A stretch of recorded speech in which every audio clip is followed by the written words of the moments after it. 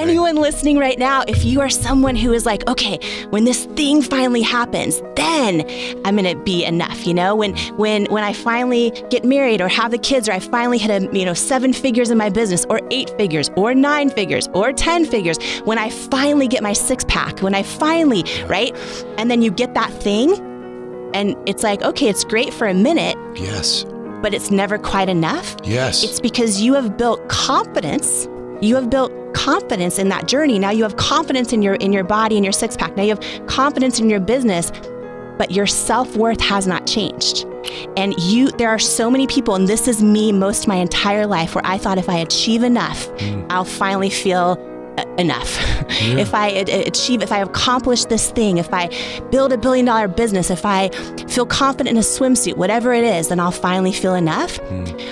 But you can have all the confidence in the world and you will not be fulfilled if you do not have strong self-worth. In this everyday situation, because we all, and by the way, another reason I love this Growth Day morning show is because I do believe energy is contagious. And I think that it's just so important for every one of us to even spend this time. And, we're here live for 30 minutes, Monday through Friday, in the morning, 7:30 Pacific. But even if you hop in for 5 minutes, right?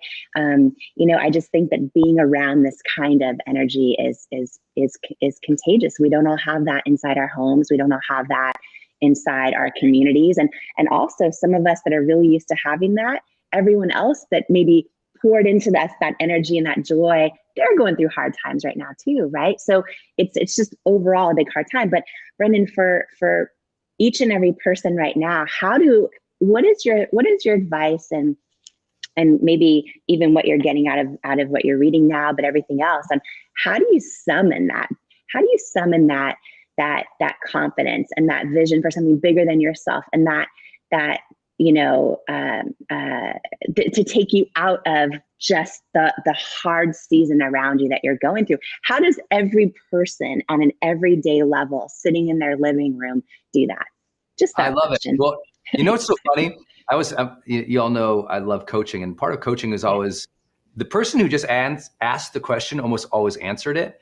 And so your question was, how do people summon that? And in that question is the answer, which is, you have to realize confidence is not something you have. Good energy is not something you have. Happiness is not something you have. It doesn't exist. It's something you choose to summon. Mm-hmm. So if you're sitting on the couch and feeling bad, don't hope that purpose lands on you. Don't hope that joy lands on you. Don't hope that confidence, it doesn't land on you randomly. What happens is you go, oh, I need to focus my attention and my awareness. I need to bring my full presence towards this outcome in which I want right now. My outcome in which I want right now is presence or energy or confidence. And then your mindset has to be, I have to summon that. I have to ask, what is within me? What is the strength within me? What is it that I want to achieve and move out here? And for those who don't know and you just need hope, sometimes it's just as simple as writing down your vision or your goals or your dream or that house that you want down the street or that thing that you want over here, and like just thinking about it and looking at it and going, okay, how would I have to show up to have that? What would I need to do today to move towards that? What small step could I take to inch me towards that right now? Okay, small step, turn off TV, stop the scroll, write down the goal, do this thing over here, like small things enacted. See, confidence so often comes from capability. Capability comes from competence. Competence comes from consistency, right? You develop greater, like it's almost just like, you want to feel better? Get momentum, babe. Mm-hmm. Get a little momentum behind you again. Small steps, small actions, a little momentum, a little breath behind the sails. And all of a sudden you're like, oh, I'm moving towards this thing. I'm feeling a little better. It doesn't matter if it's cleaning up the house or starting the new launch or doing the thing. Get a little momentum behind and then remind yourself consistently of that bigger picture. Remind yourself. Like for me, I have to look at something. I'm very visual, as you know. So I've got charts and diagrams and dreams and all this stuff all pinned to this little board over here. And I got to stand in. I'm always telling the Growth Day this. I know they're going to. I stand in front of it every day for 5 minutes. Even today, when I was so busy before we gone on, I stood before 5 minutes so I can see, oh, this goal, that thing, that dream, here's my calendar. That's what makes me happy. All right, that makes me happy. That makes me confident. Okay, that makes me okay. And if I'm taking it in every day, think about this. If I'm a professional at this, guys, I'm literally paid to do this work. And I still have to stand in front of a board to motivate myself, to remind myself of what the fundamentals are in personal development to be happy or confident. I'm guessing everybody else should be doing it too. You know what I mean? Yeah. So what about you though? Because, you face so much. How do you summon? Well, and yourself? I think for me, I have to keep it about something bigger than myself, no matter what I do. I remember, one story where after 3 years of hearing no from QVC, right? So I had created this business in my living room, got down to no money in our account, kept sending my products to all the retailers for years. And finally got one shot on QVC. And it's a long story, which I'll share for another day. But in that moment, when I had this one shot, it was this 10-minute window.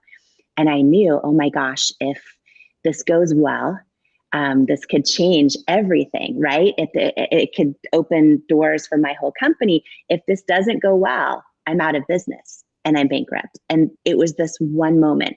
And not to oversimplify the moment, but it really came down to me not making it about myself. And what I mean by that is, QVC, you're live in front of 100 million homes, right? And I remember, and there's no script. That feels about that right there. There's no script. There's no teleprompter. It's you and the host. And then, in my case, because I was in the beauty space, there's models that are going to model product. And it was a moment where I had risked everything because for 3 years from all the department stores across the country, they all said no to carrying my products and said, you need to have models that look a specific way. And I kept fighting for this idea because no one was really doing this at the time. I'm like, what if we use all different, women, all ages and shapes and sizes and skin tones and skin challenges and me, I'll take my own makeup off and show my rosacea, right? I have a skin condition called rosacea. I'm like, let's shift culture in beauty and really try to redefine it. This was my bigger vision because I realized all growing up, like I love these ads. I would see these commercials, but at the end of the day, and I always aspired to look at them, but to look like them. But at the end of the day, they always made me feel as a little girl like I wasn't enough, right? So I had this big vision of, okay, let me try to show all different types of people as models, call them beautiful, mean it, shift culture for every little girl out there who's about to start doubting herself. Every grown person who does. So I'm pitching this like over, and everyone's saying no, that this is never going to work for 3 years. And part of how I kept confidence in that journey was just knowing, okay, this is bigger than me. Like this vision of why I want to do this is bigger than me. If it would have just been, oh, I want to make some money, or, oh, I want to, those are great goals. So key. But they're not bigger, right? And I kept that vision bigger always to keep that confidence because like, it's not about me. And it came down to this one moment, literally probably one of the most important moments in my journey was this, finally got a yes after 3 years of hearing no, and got this 1 10-minute spot live on QVC. And I made the decision to, there's third-party experts out, consultants you can hire, and they all told me the best advice, which was probably the right advice because it's all that had ever worked, which was use these kind of models that have perfect skin. And but I went with my gut because it was like, okay, I want to do something bigger than myself. If I'm going to get one shot, I'd rather fail miserably and stand for something than sell a ton of products. Fail miserably and stand for something. Wow. Yeah. Write that down, y'all. Capture that somewhere, would you? I'd rather fail miserably and stand for something. Stand for something. But it's hard in those moments. And I remember the 10-minute window.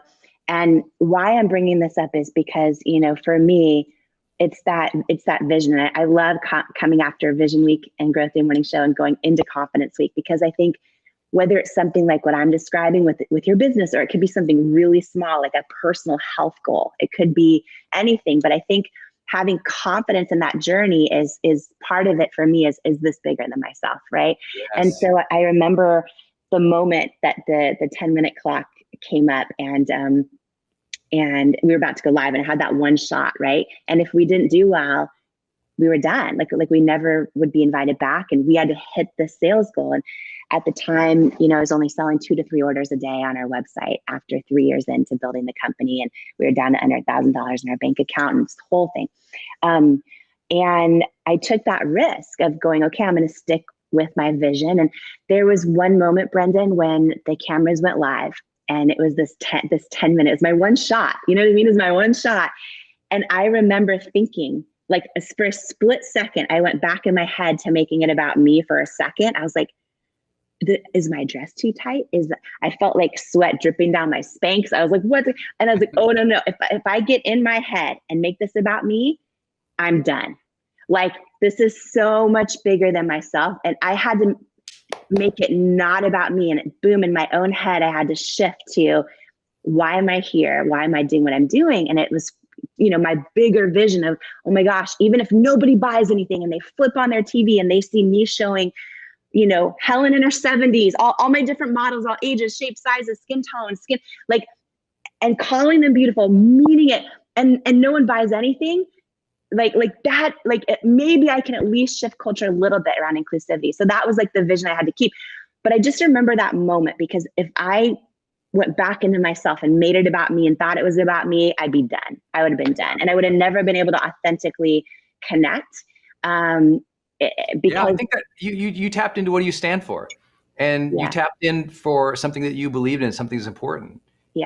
For those who've been in our community a long time, I teach people to put a card next to their computer that says, who needs me on my A game today? Because many of you, just like Jamie's experience, you'll do more for other people than you do for yourselves. People hope that one day they overcome their insecurities by some magical mindful epiphany trick. And I'm like, actually, you want to overcome your insecurities? Go fight for someone. You want to overcome your stuff? Go serve at a higher level that demands that you overcome your stuff so you can serve others. Like, I would say, like, that's why I always say, seek leadership roles. Like, when you have to serve other people and inspire other people, lead other people, it makes you confront those parts of yourself that you are insecure about. Or more often, it's insecurity just from lack of inexperience. And so as you get out and in motion, you're like, oh, I know this more. It's more familiar to me. I'm more comfortable with it. I'm more comfortable at it. I like it more when I do good. I like it more when I do good. I'm winning. I got some momentum. Now I'm more confident because I'm more capable. I have more competence. So I'm going to try new things. I try new things. I learn more things. I gain more confidence. It's like, it's going for it. But a huge part of that inflection point is that bigger vision, that bigger dream, that higher level of service, what you need to do. Many people, like for me, we talk a lot about finances on the show in some way or another. And I never had a financial goal. I wish I did at the beginning. I was around people who were like surviving. So I had like a survival mindset. I just need to survive. That was where I grew up. That's what it was about. There wasn't like an aspirational, like financial thing in my entire community. And so I didn't have that. And then I went to San Francisco, and actually before that, I went to college, worked 3 jobs full-time in college, barely, I don't even know how or when I ever slept. And I just remember seeing people show up, and they had, kids, their parents bought them cars. And I was like, oh my God, your parent bought you a car? I was like, what? Or I met kids who their parents bought them tuition. I was like, someone paid for your school? Like, these were so mind-boggling to me. Yeah. And still, even seeing a lot, I still never set financial goals. And then I met Denise, and I started thinking, oh, what do I want our life to be about? What do I want our life to be about? And I started going, oh, you know what? I need to have a bigger vision here, because I want us to go places, and to go places and have fun together. I'm gonna have to earn more. And I was like, oh, okay. And I started saying, okay. And I had a lot of insecurity around money. And I thought, oh, I'm just gonna face that. And the best way to face that is just get in motion and try to figure and learn it out. Because what I want to do is be a provider. What I want to do is create abundance for us. What I want to do is serve more people. And you know what? Serving more people will help me earn more too. And so it just like was this mindset shift that probably would, if I literally think back, if I'd never met Denise, I can't imagine me having ever best-selling books or big courses or anything. One, because she put so much love in my heart that I serve from a place of love. And that's a big piece. Another one, because it like I wanted to do good for our family. And that gave me the confidence, like, okay, if I want to do good for the family, show up today. Show up today. You have a dream. You want to care for your wife, your husband, your partner, your team, someone else. Show up for them today. Who needs you today?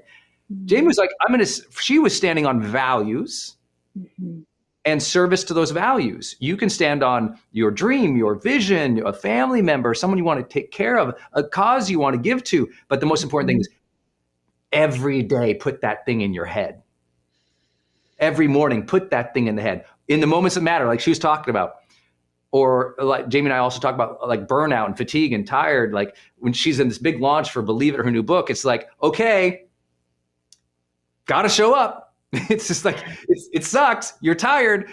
Still got to show up. That's just part of every day. Show up because you have this outcome in mind. Show up because you want to do this thing for other people. Show up, show up, show up, show up. All right. And when you say who needs, I know we're going to wrap up, but one more thing to add quickly. When you say who needs you on your A game today, I just want to say this, like, it may not be a friend or family member or a loved one. It may be someone in the future who's going to need your story. It might be someone in the future who's going to need to hear what you're going through right now and how you got through it, so that they can believe it's possible for them to get through it too. So the person, right? You might be alone right now. You might, but the person who needs you on your A game, you may not even have met yet. Right. And sometimes thinking about that, because every single one of us, no matter our struggles, no matter what we're going through right now, no matter our setbacks, someone's going to need our story down the road. And that might be the person for someone with us right now who needs you on your A game. So keep that in mind too, because sometimes we don't see it around us at the moment. I'm asking you this. I'm just curious. How about right now? Like you sit in front of me, you've had all these accomplishments. Do you still have any struggles with this stuff? Like to this day because stuff I teach people how to get better at, most of the time it's still stuff that I'm working on myself and I struggle. So does Jamie Kern Lima still struggle to this day with her worthiness? Every single day, and a little less every single day. I think it's a lifelong journey. And here's a huge breakthrough that I'm going to share. First on your show. I've never spoken about this before, but it is powerful. It's changed my life. There is a massive difference between self-confidence and self-worth. What's the difference? Okay, so here's the thing. And y'all, when I had this breakthrough and really started doing the work here, it changed everything in my life. So self-confidence, right? It's deeply internal, of course. It's a trait, but it is most closely linked with external things. So, the willingness to try, the confidence to try, the willingness to go for it, how you assess things on the outside, meaning how you assess your strengths, your skills, how you compare to others, right? Your self-confidence you build, and it's super, super important, but it is most closely linked to things that can fluctuate, that aren't always in your control, right? Like there's a boxer story about how, the boxer that wins is automatically 20% more, a better boxer because all of a sudden they believe they are, right? But all of a sudden, if that guy loses or that woman loses, 3 or 4 times in a row, their self-confidence can fluctuate. And your self-worth is deeply internal. It's believing you are enough exactly as you are. You are enough. You are valuable. You're worthy exactly as you are. It's deeply internal, and it doesn't fluctuate based on external things. Now, here's the big breakthrough.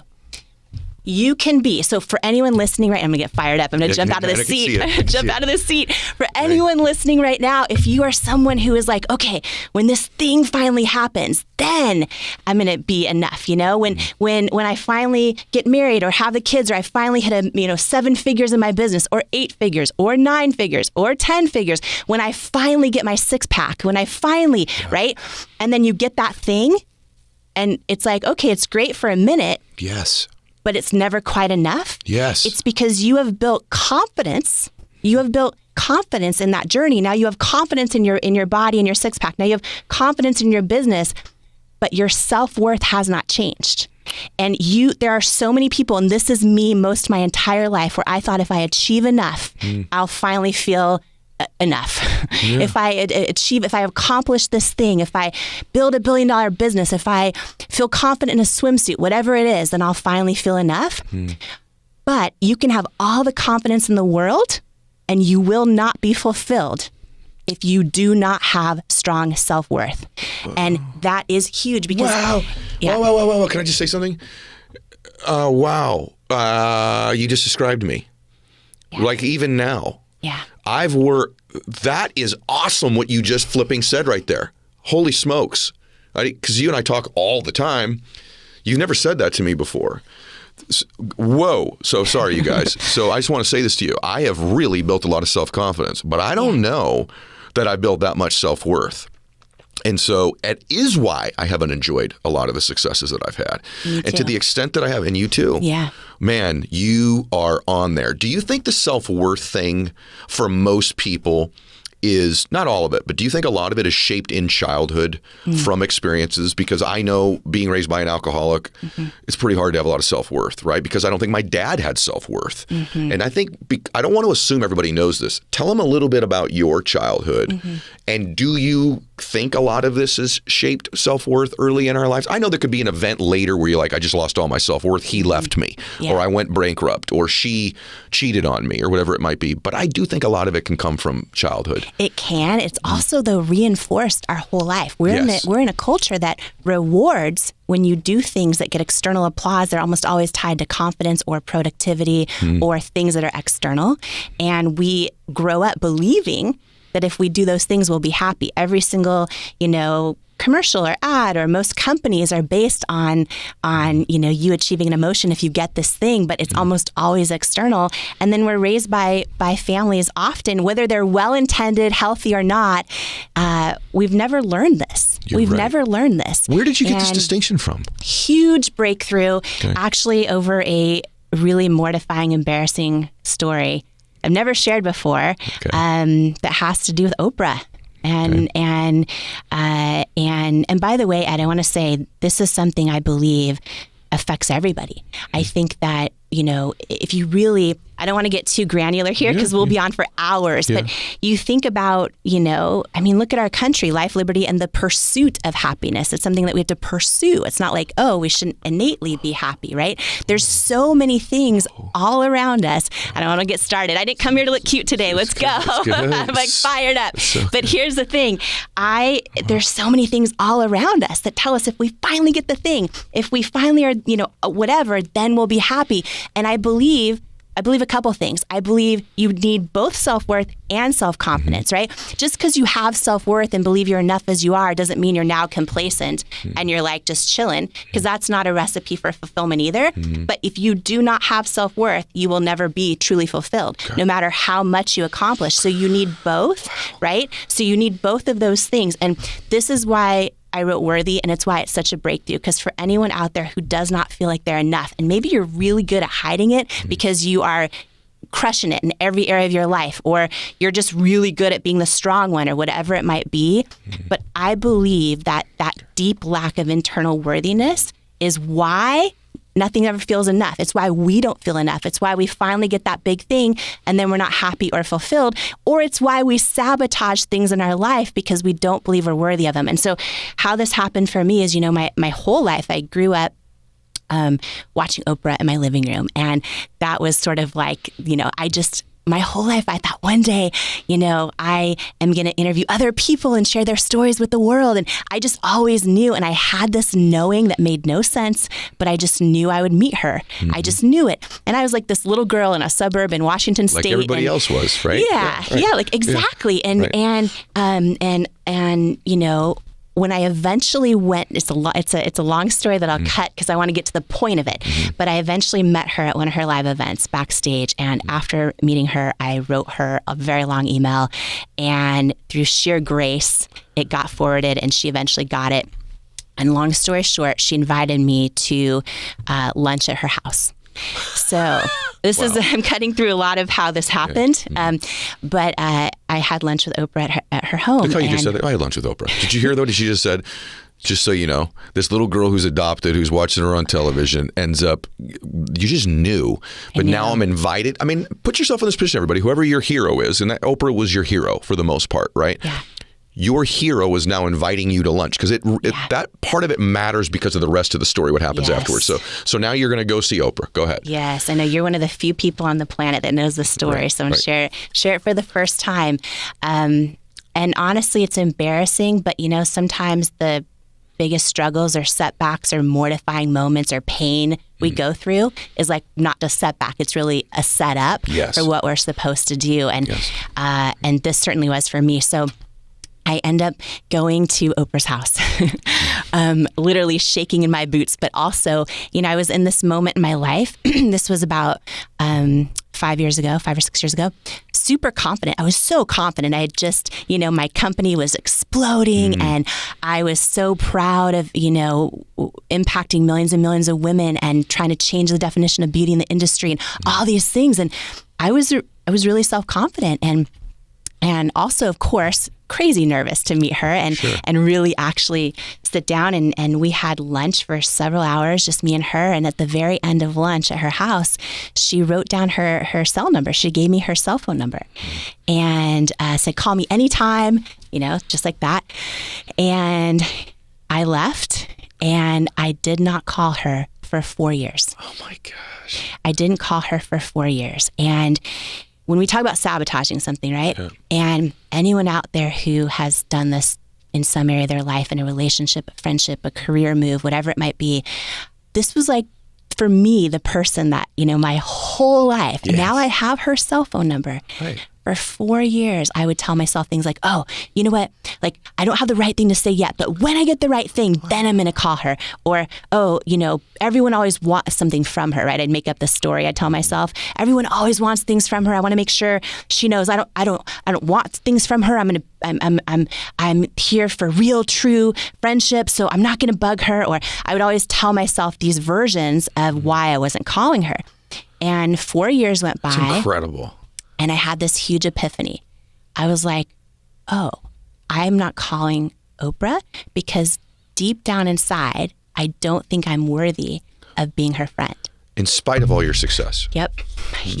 So at that moment, I realized this was a huge breakthrough because I realized, oh, I have a lot of self-confidence, but not self-worth. Gosh, Jamie. And you can have one without the other. And it's why when you keep accomplishing things or you keep, the thing finally happens, you finally, get that dream relationship, you finally have the kids or you finally have the breakthrough in your business, but you're like, why am I not happy? Why am I not fulfilled? Why isn't it not enough? Huge breakthrough for me. And when I realized it, A, I was super embarrassed, but B, I realized that is my head, my own self-doubt, my own lack of self-worth telling me these things. But in my soul, I know I am definitely worthy of being her friend because I'm a kick-ass friend. Like I'm a ride. You're an unbelievable friend. I'm like, I'm a ride or die friend. Like so I'm like, I know in my soul I'm worthy of being her friend. And that was the moment I decided to call her. It's unreal. Yeah. What's interesting though is when we're feeling insecurities, I'm obviously are familiar with the term imposter syndrome. And I've always said imposter syndrome isn't a bad term. You have to be good at being an imposter before you are actually the thing. It's like little girls, you watch them and they impersonate what it's like to be a mommy or to play house or to be a teacher or whatever it is, a doctor, a lawyer, whatever. And I remember every job I ever had from age like 16 on, day one, I always felt like, oh my, what am I doing here? I better pretend that I belong here. I better act like all the other people I see. And, it's not authentic, but that's kind of that's how you survive in the beginning, is to just like, oh, I'll just impersonate what I think I'm supposed to be acting and doing. And that's just what we do to make ourselves fit in. And it's all that we know. And I think for so many people, we do that until we're like, okay, what happens if I just try this little thing and see how people respond to it when I'm actually myself? What was that moment for you? And walk us through the fear that you had before you did it, and what was it? Yes. Okay. Oh my gosh. Hearing you talk about this makes me so excited because my instincts are, I literally just want to ask you questions for the whole show, which is, you know what I mean? Because you also went on that journey in your own fitness whole world. Oh yeah. I think you were Guinness World Record holder. Crazy. I'm literally doing a show with a Guinness World Record holder right now. This is, and my mom is so proud. Yeah. Well, and then you transition to like sharing all the stuff, not just anyways. Yeah, I love it. One thing you said too, and this is something that I went on my own journey for of doing that is I remember, when Oprah once said when she started, she would try to pretend and mimic Barbara Walters when she would go on television, right? And then she eventually had this realization after she was comfortable in that space, kind of to your point, where she was like, oh, I think I could be a better version of Oprah than I can be a Barbara Walters. Yeah. Do you remember that moment where you're like, I'm going to just do this and let's see how it goes? I do. And it came after that season of big setbacks. So what I mean by that is I was anchoring the news. And since the time I was a little girl, I would sit in my living room, I'd watch Oprah. And I thought my whole life, I want to interview other people. That's what I want to do, tell other people's stories. And so after school, I was working as a news anchor, and I started in real small market news. And much like being a student, by the way, to your point earlier, I had friends that got their internships in big stations. But sometimes when you go in the really big fancy stations, you kind of just pour coffee or whatever. And I went to an unpaid internship in Yakima, Washington, where it was like the team was so lean that you had to do everything. So I got to learn how to write copy and edit video tape to tape, old school, and shoot one-man band style, right? Everything, like and run the teleprompter with the foot pedal while I was, doing a story and all those things. And I just knew that's what I want to do. And so I had, I was working in TV news, and I thought this going to be my whole career. And I'd worked up to a station, a local Fox station in Portland, Oregon. And I was anchoring the weekend morning news. And this sort of big season of self-doubt, big season of setback came when I started getting this skin condition called rosacea, which is hereditary. There's no cure for it. And for me, it would get so severe that like my cheeks they'd feel like sandpaper. I would get huge bumps all over, and I would be anchoring the news live. And then I would hear in my earpiece from the producer, there's something on your face. There's something on your face. Can you wipe it off? Like live in the show. And I knew I couldn't wipe it off.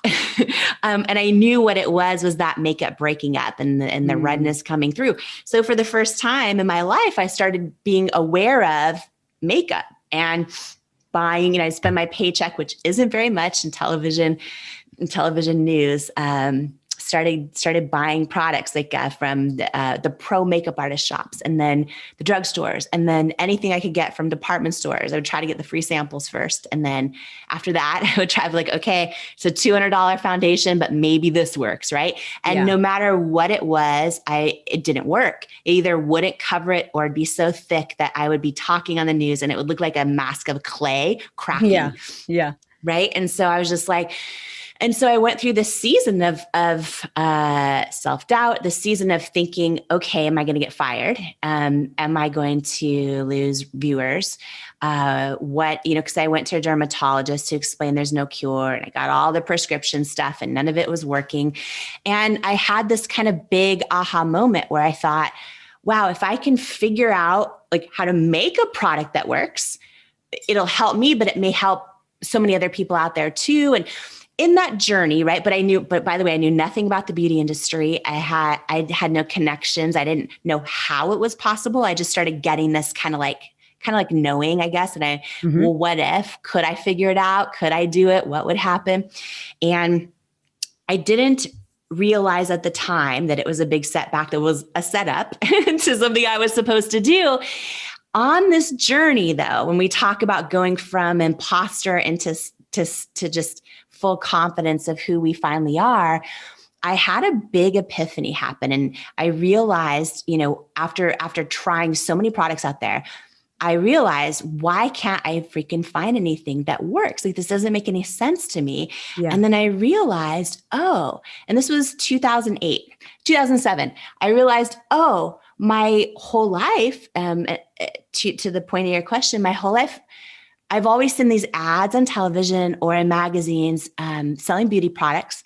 And the models always have perfect skin. Yeah. And I've never seen anyone that has, bright red rosacea with bumps on it in an ad. And then I realized, I don't even know if they're wearing the product they're selling. And then I realized this whole kind of big epiphany of, that my whole life as a little girl, then growing up, when I would see those ads, I would love them.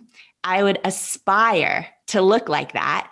But yet deep down inside, they always made me feel like I wasn't enough. Mm-hmm. And this big kind of moment came over me where I was like, you know what? And by the way, I'm going on air as a news anchor every day, trying to look perfect, trying to do all those things. I had this moment where I'm like, what if this isn't even about the product? What if I could figure out how to create a product that works? But then what if I launch this beauty company and I take my makeup off, which I'd never done in my life. Take my makeup off and show, like, if I could create a product that works, I'll just take my makeup off and show my bright red rosacea and show how it works. And maybe one day I could get on QVC and then use models that are all different ages and shapes and sizes and skin tones and skin problems and call them beautiful and mean it. And what if I could do something to shift culture in the beauty industry? Because if I could be successful doing that, I was like, I bet you other brands will copy me. And like, what, I started having these crazy God-sized dreams, right? This show is about how can you start your day a little bit more intentional, a little more grounded and confident and joyous.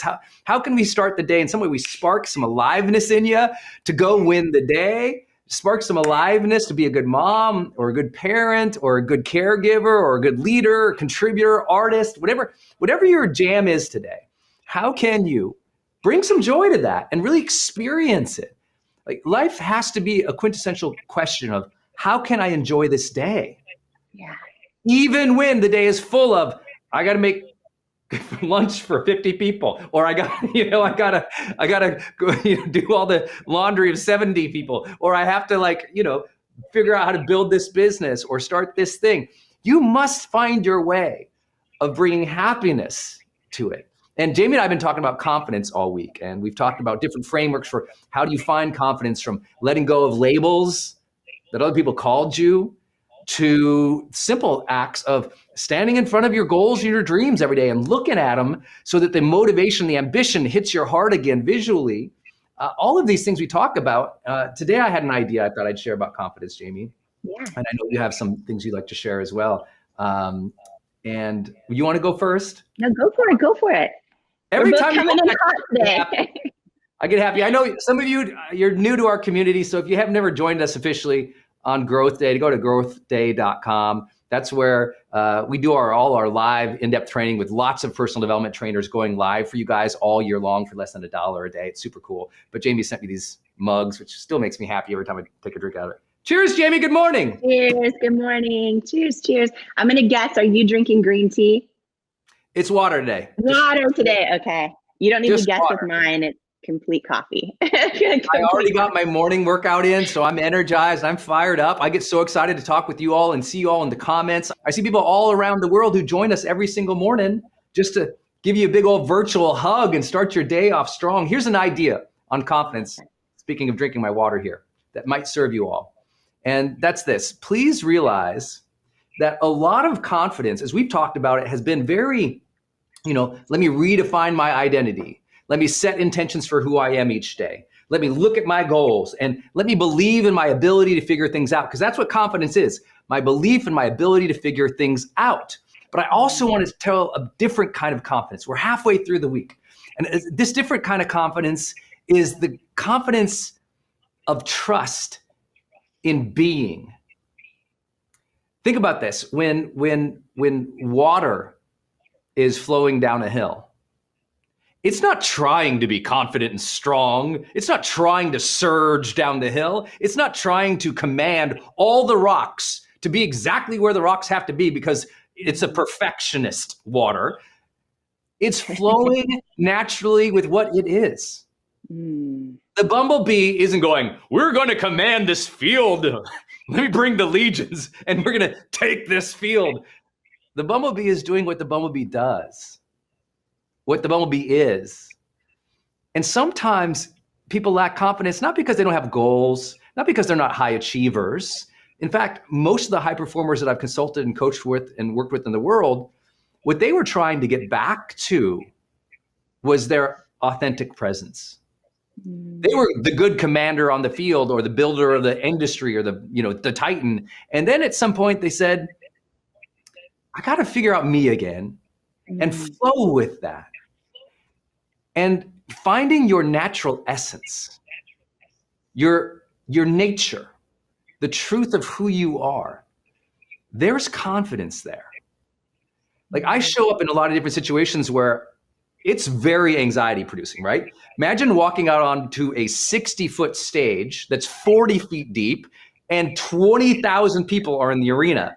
And you have to talk to them, entertain them, and get a standing ovation in 90 minutes. This used to be my life, people. And it's very anxiety producing. And if I think I'm going to go do these things to them, or if I think, oh, I hope I get this right, I'm going to go out there, I'm going to dance with them, and I'm a terrible dancer. I'm going to tell my jokes, which 9 out of 10 times I think is funny, and no one laughs at the joke. They just laugh at the fact that I'm so enjoying myself. So they're like, I like him because he's enjoying himself. I want you on this Wednesday, halfway through the week, to enjoy yourself, to flow with your nature today, even if you have to do something you don't want to do. You don't want to do the emails. You don't want to do the call. You don't want to do the work. You don't want to do the things with kids. Flow with it. Don't try to control everything. Flow with yourself. Be spontaneous. Real confidence isn't actually structured. It's spontaneous. It's flowing. It's gorgeously open energy that's in the moment of presence, that's in the moment of freedom. And that's what I want you to find. To take that idea that confidence is the Superman cape, instead going, no, confidence is the dance. It's the flow. It's the energy. Just showing up, being beautifully you. Please do that today and you'll have a better week. Amen to that on a Wednesday.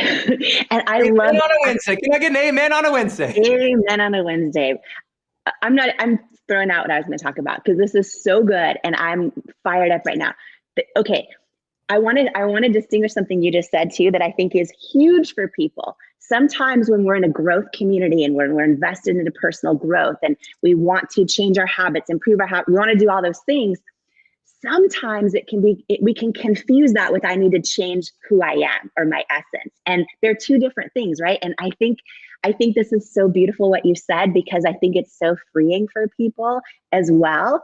Because when we feel like we are just that authentic water and we're flowing through and we're showing up in our own real true essence of who we are, for better or worse. Not everyone's going to love it. Not everything's perfect, but when you do that and you actually like embrace who you are fully, it's so freeing. You feel in that state of flow and you're able to connect with other people authentically. You're able to feel the day more. And then also you approach, I think, personal growth from a place of freedom also, where from a place of confidence, right? Because you're not saying, oh, I need to change who I am to become confident. You're like, oh no, let me show up in all of my essence. Let me flow through life and dance in full commitment, as you would say, right? And by the way, Brendan, the other day when you were talking about your dancing, how bad your dancing is on stage, I'm like, no. The way that dancing is good or bad based on if you fully commit. And I believe anyone who fully commits when they dance, fully commits, great dancer, right? And so many people reposted that because how true is this, right? The example you just gave, that when you show up on your stage and you're just out there and you're all of that, it's laughing at your own jokes.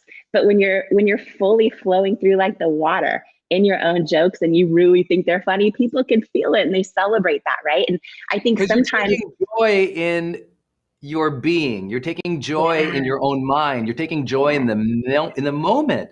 And I really want everybody to feel that is like, it's halfway through the week. Are you feeling the day at all? Are you bringing intention and energy into it? Are you letting the world's events transpire and in such a way that it doesn't throw you off from your flow? Yeah.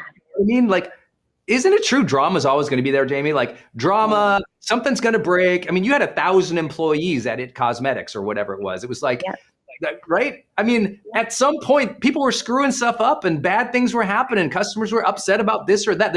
That's just life, but you still got to show up and do the work, you know? Yeah. Part of any business, part of any family, part of any group absolutely. It's always there and you have to show up. And I think, with the theme of Confidence Week and talking about what you're saying too, about just showing up in your own essence, one thing I want to share that just popped in my mind that was so powerful for me to see, and maybe this is going to speak to someone out there right now who feels like they're getting feedback from other people on things they're not doing good enough or well enough, or things they need to change, or maybe your own inner critic is telling you all the stuff you need to change about yourself. And I just want to make this point again, that there's a difference between changing who you are versus keeping who you are and growing authentically into more of who you are, growing into all of who you are, right? Yes. Very different than changing who you are. So I just want to call this out because so many people, we need to stop thinking we need to change who we are and that there's something wrong with us. And instead, embrace our essence, embrace who we are authentically, and go on this journey of growing into all of who we are. And confidence is a big part of that. And a friend of mine, Glennon Doyle, who just wrote a book called Untamed, he's out there everywhere. She said something recently and it just blew my mind. And I'm going to share it with everyone right now who might need to hear this today, because we're talking about confidence, right?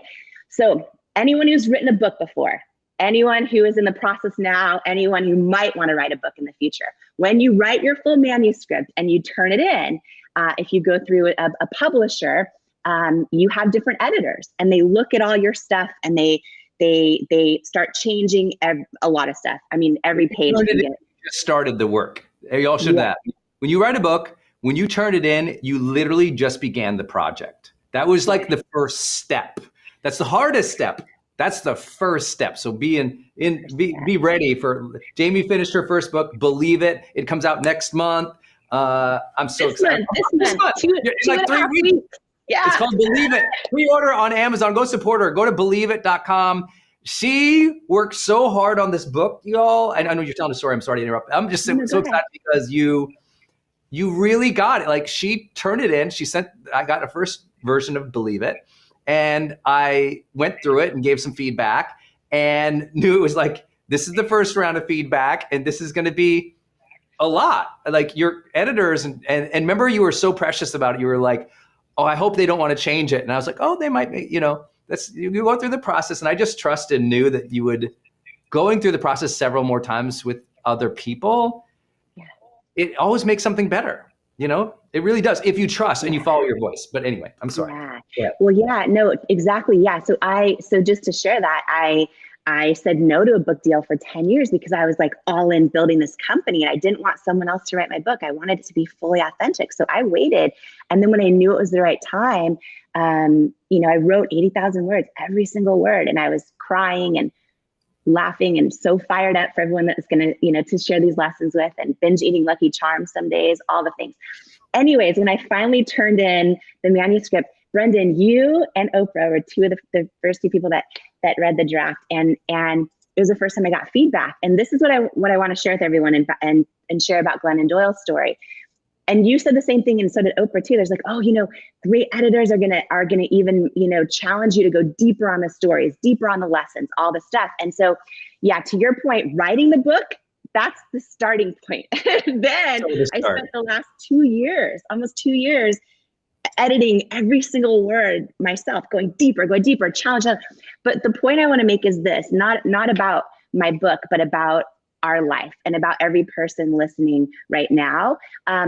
We all go through a process in life. I think whether you're writing a book or you're just living your day-to-day life, right? No matter what you're waking up and dealing with today. And that's when other people tell us to change things, right? Or tell us something's not right. It needs to be stronger. It needs to be better.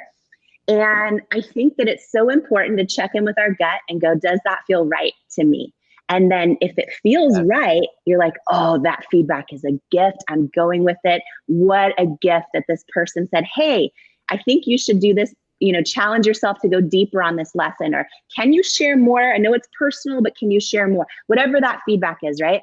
And then there's other times where you get people wanting to edit you, to use the book terms, and you're like, no. Right? And I think this is really important. And in the book world, I'm going to share a word I just learned as an author in the past 2 years, which is STET, S-T-E-T, right? So when you get your book back, your manuscript back, the first round from all the editors, you'll see everything, a million changes on every page. And if you want to accept the change, if they say, hey, go deeper on this lesson or reveal this, or what if you talk more about this ex-boyfriend, whatever it is, right? You can accept the change and go, yeah, I'm going to go deeper there. I'm going to change this or edit that. Or you, as an author of your own life, your own book, you can write STET, S-T-E-T. And what that means is, no, I'm not going to change that. I'm not going to accept that edit. I appreciate your feedback, but it's not right for me authentically. So I was watching, my friend Glennon Doyle was talking about the words of the year. A lot of people have their own word for the year, right? Every year. And she was talking about, a lot of people might choose, confidence, like we're talking about, which is huge. And a word that we need to focus on for the year. It's a big thing out there. Her word is STET of the whole year. And she explained it in a way that was, I thought, so profound. And I just want to share it because someone else out there might need that word right now. She's kind like, of like, I'm not going to change. Kind of like, she's like, I'm going to grow. But I'm not needing to change. Well, it's more just like being mindful of when people tell you you need to do this differently, or you're not enough, or you're not the right fit, or you need to change this about you or that about you. It is so important that we go, oh, is this feedback a gift? Is it aligned with my soul? Is it valuable so that I can continue becoming all of who I am? Or do I just need to say stat? Like, thank you for your opinion. But that feedback isn't right for me. That criticism or that telling me something about me needs to change or something about me is not enough. And I think having the confidence in our own lives of saying, I'm going to trust myself and my gut over if this word someone said to me is right for me, or this feedback someone gave me, or this criticism someone gave me.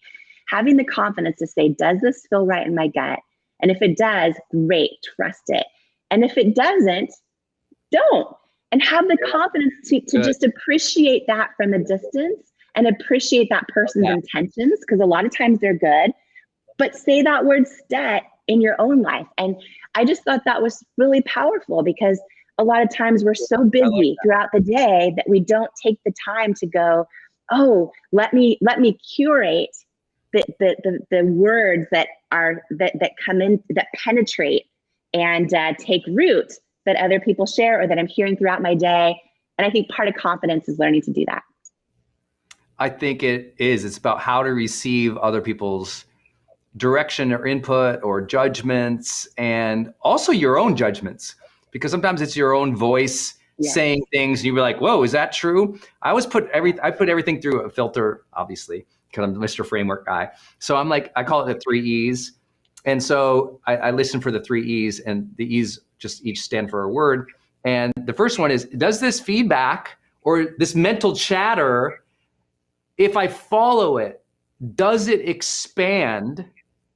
Does it expand my growth? Does it expand who I am? Does it expand my strengths, my energy? Is it something that's going to make me, in other words, grow, but like is expansive from the source, right? Meaning, first, does that tie in with the source, the truth of who I am or what I desire or where I'm going? And does it expand it? Or does it just like, pop in a hole in it? It's like, okay, that's not useful. The question is, does it expand? The second one is, does it enrich? Does this feedback, if I follow it, or this mental, if I do what my, ideas are thinking, does it enrich my life? Does it enrich my life in terms of my joy? Does it enrich my life in terms of the beauty around me? Does it enrich how the sense of satisfaction or fulfillment or meaning that I get from life? Or is it just more noise? And then the last one is, does it empower me in such a way it makes me more accountable or skilled? Like if I do what they're saying, will that make me better? Will that make me a higher performer? Will that take me to the next level? Does that empower my belief in myself? Or does that empower me to do more the next day or to be more? And so I'm always thinking, does this expand me? Does this enrich my life? Does this empower my capabilities? If not, it's noise and probably a direction I don't need to go on, or it's a label someone's applying. It's not, in other words, it's not actually directive.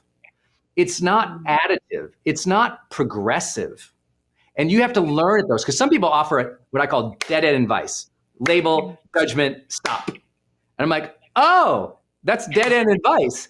That's dead-end advice is thank you, but there's a dead end. Other people offer advice or thoughts or judgments or encouragement to you that now expands, enriches, or empowers. You want to listen to those people. You want to listen to those thoughts. You want to set up your environment from what's going in your ear in your workout, when you're listening to positive podcasts or our morning show. You want to start programming your mind for things that are expanding, enriching, and empowering. And the more you do that, the more that ends up kind of, I would say, kind of like knocking down the noise of other things, because our brains are always telling us stories. And sometimes you have to feed like other sounds into your brain, encouraging people, enriching advice, empowering ideas, that overcomes the lower levels of noise and those thoughts that aren't serving or positive or engaging. And I think that's just a big differentiator in life. Is this expanding, enriching, and empowering me, or is it just noise? Mm-hmm. Yeah. And, for me, part of expanding and enriching and empowering too is just, how does this feel in my gut? Does this feel right? You know what I mean? I think of all the years of getting feedback from, when I was trying to build a company and kept getting rejection after rejection after rejection. And every time, usually these rejections from the retail stores or from, whoever it was, experts, it would come with feedback. And I always had to check in and just trust my gut. And sometimes, like at the end of the day, sometimes it's all we have is that inner knowing of, is this feedback right for me? Is that word somebody said right for me? Do I let it take root? And there were so many times where I would get feedback like, oh, you need to change all of your packaging and make it a lot more expensive feeling, or whatever the feedback was. And I always would check in and be like, no, like it doesn't feel right. Or, oh, wow, that was a good catch. They just told me my font is too small to read. And, oh, that was huge. Thank you. You know what I mean? If you make font too small, Jamie's coming right at you. She's going to give you some feedback. You're like, no. She will catch that detail, people. Jamie, how did you develop confidence? And when it goes away, how do you get it back? Yeah. Okay. So 2 things. And I love, Brendan, that we're going into Confidence Week, right? And that we're going from Vision Week into Confidence Week, because I think the two are so closely linked also. Because again, a lot of, for me, how I get back to that place of confidence is I remember the vision, right? And one thing that I want to say is, like, when you're talking about, you just have faith in your ability to figure things out, and your car might not be the prettiest one that you build in that moment, but you also kind of know where you're going. And I just think the two are really tied. And, one quick story that I just want to share in case it's of value to anyone as we go into Confidence Week is, in building It Cosmetics, right? There were so many things that, and our whole mission as a company wasn't to sell products that work, even though that's what we did. It was to instill confidence, and to shift the entire definition of beauty that we were all raised with, right? And it was more important to me to help women and our customers feel confident all the time, not just when they feel like wearing a makeup product, but more importantly, when they don't, on the days they don't. You know what I mean? And so this was confidence was a huge focus for what we did and what we built. And I just want to share one thing, because as we come out of Vision Week and you shared your battle board and everything else, I think us knowing where we're going, I really believe is so important for confidence. And at It Cosmetics, I did so many things wrong along this journey of going from my living room and not being able to afford to hire anyone for 3 years to building over 1,000 employees and a $1 billion company. But one of the things I did right was we kept the vision in the heart and soul, literally in front of everyone physically.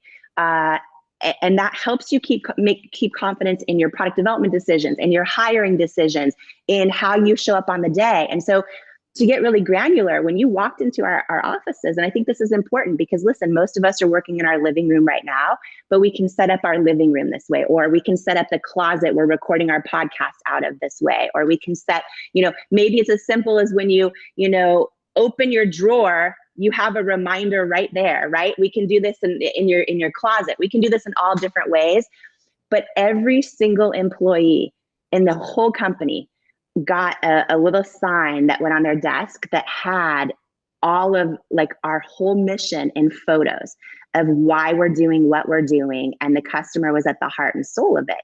Wow. Right in the center, right? And this became everyone's screensaver. This was printed out, put on every person's desk. When you walked into the offices right in the lobby, our whole mission statement was on the front wall.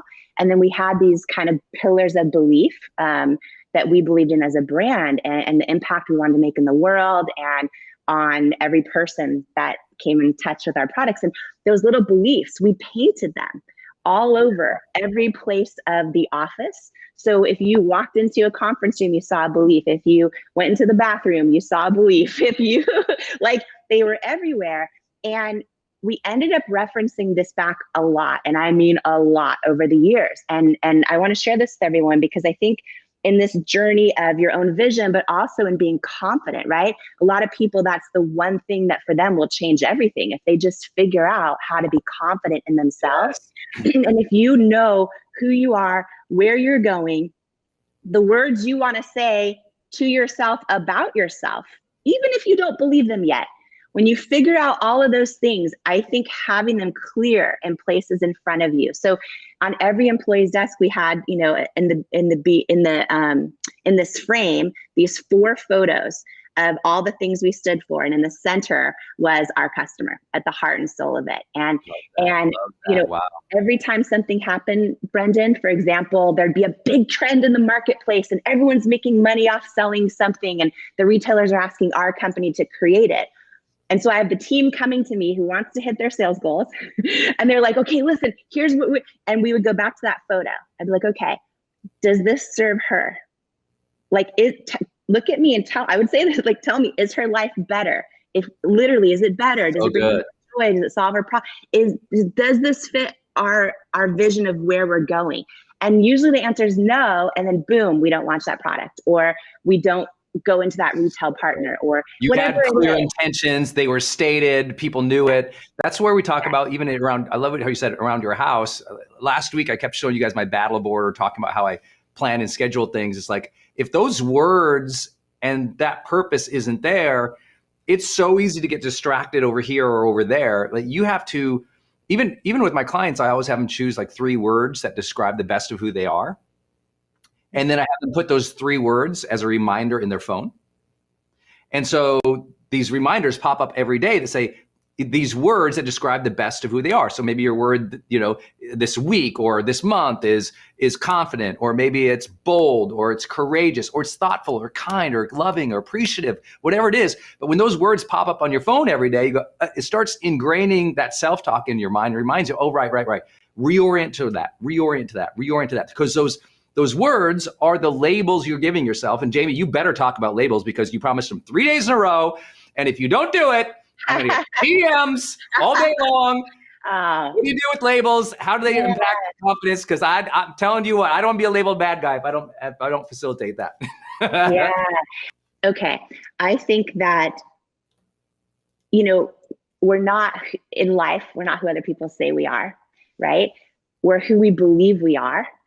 And I think that, as we come out of Vision Week and go into Confidence Week, I think that we're going to spend a lot of time. I just have a feeling we're going to spend a lot of time this week, Brendan, just talking about this idea of how do we become confident? How do we become confident in our own dreams, confident in ourselves? How do we overcome and break through the barriers of self-doubt?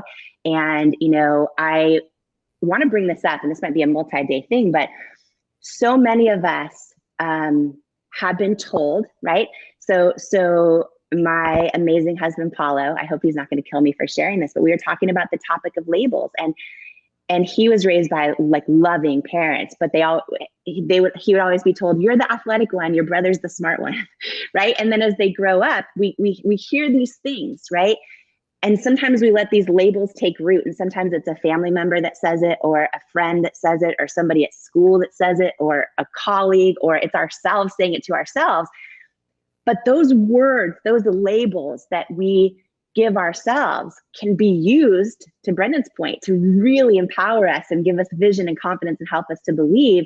But there's also labels that for a lot of us are old labels that we're still letting take root and stick to us. And like, oh, it's a new day. It's time to remove some of those old labels. And I don't know who out there needs to hear this right now on the Growth Day Morning Show, but we've all had labels put on us, and they do not, some of them don't serve us. And so, I was telling Brendan, I had a paragraph in my my book about this that I wanted to share. So I'm just going to share it with you really fast, because this is big. And my prayer for everyone, I think that these labels can hold us back. And when we realize they're not permanent, they can really set us free on our own journey to confidence. So I'm going to read this little excerpt from Believe It. Brendan, it's out in 3 weeks. Go! Freaking out. Okay, so here we go. In life, we aren't who people say we are. We're who we believe we are. We don't have to accept the labels that other people put on us. We're also not our family, for better or for worse, or our past mistakes.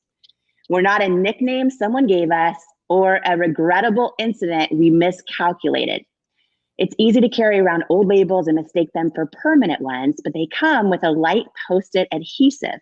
So don't let yourself believe they're attached with super glue. They are removable. And sure, sometimes there's truth in some of those hurtful labels. Like for me, I'll share the story later in this week about procrastination, a season I went through. But we make new choices as we grow. We can change our minds and change our decisions about who we are and how we show up for ourselves, for others, and for the world at any moment going forward. Where we come from doesn't have to determine who we are or where we're going in the future. Hey! So, sharing that because so good. That's from Jamie's book, Believe It, coming out this month. Y'all, you can pre-order on Amazon right now, or just go to believeit.com because she has some crazy bonuses for you. Give her a round of applause because that's such good writing, by the way. It's so a regrettable, I think you said a regrettable event or that you miscalculated. Yeah, we're not our regrettable incidents that we might have miscalculated, right? So good. Or didn't anticipate, It's both of those, because a lot of people let that label from childhood or those high school kids or their first failures that were either they caused or were regrettably like random. And I love it. They're not super glue, she said. They're like, they're completely they're like not even good Post-it notes. They're like the cheap cheap Post-it notes. They won't even stick to the wall. That's what labels really need to be for you. Accept the labels that you build into the foundation of your character. Yeah. Because you chose them. Because that's a different thing. It's like a name calling is a very different thing than character building. Yeah. Choosing who am I built upon? What am I built upon? Who am I really? And that's why I say choosing your words about yourself and reminding yourself about those, even on days when you suck and you're terrible and you don't do good, and you say that to yourself, like, I suck, I'm terrible, I'm awful, I'm worthless. We say these things to ourselves, and that self-talk builds into a pattern of thinking, a mindset, which becomes which mindset and pattern of self-talk over and over and over again, that becomes a psychological pattern, which becomes an identity. And that identity becomes something you operate out of. And so you reverse engineer that to structure yourself into a strong, capable, caring, loving, proud, ready, good learner who wants to go add value in the world. In other words, you add that, you make that, you tell that to yourself. Yeah. And, I think too, so powerful. This is going to be such an amazing week on Growth Day Morning Show for everybody, because I just think if you are out there listening with me and Brendan right now, and you feel like you're the only one that you're like, even you're judging yourself, maybe it's not someone else that said something hurtful. Maybe it's you feel like because of a past mistake and it's always you, just so you know, it's always you. They will listen, it's like, we always think, oh, they said this. No. You agreed with it. You accepted it. You believed that negativity. Because can you raise your hand? The haters will always be there. Does everyone agree? They will 100%. There will always be someone to doubt you, minimize you, scream at you, abuse you if you let it. Like that exists in the world. Let's not pretend that mean, negative people can't really hurt us if we continually believe what they say, if we choose to believe what they say, because we can choose to believe in something different, a different narrative about ourselves, a different story about ourselves. And so I think it's really important, because what happens in confidence is often, well, they. And at some point, I'm like, yes, they will always be there. Who are you now? What do you want to architect into your character? What do you want to have repeating in your mind? That's the critical thing. Ladies and gentlemen, rock this house and welcome to the stage, Jamie Kern Lima! Baby Kern Lima! Every single one of us has had someone tell us we're not enough. Every single one of us has had someone say words to us that hurt.